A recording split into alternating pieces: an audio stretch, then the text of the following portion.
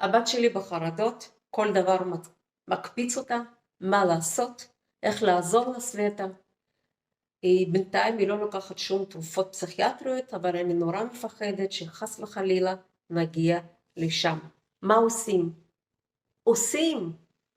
אני מקשיבה לאמא בקשב רב, ואז מגיעה שאלה של $1,000,000. מה איתך?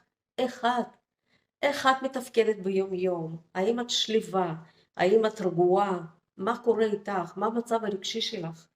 ואז אומרת לא, גם אני בחרדות, כל דבר מקפיץ אותי, ועכשיו בנוסף גם של הבת שלי, אני ממש לא רגועה, איך לחיות? אני נורא מפחדת שמשהו יקרה לה, וגם משהו יקרה לי. אתם מכירים כבר את התפיסה שלי, עם מי אני אמורה לעבוד? תכתבו אתם בתגובות.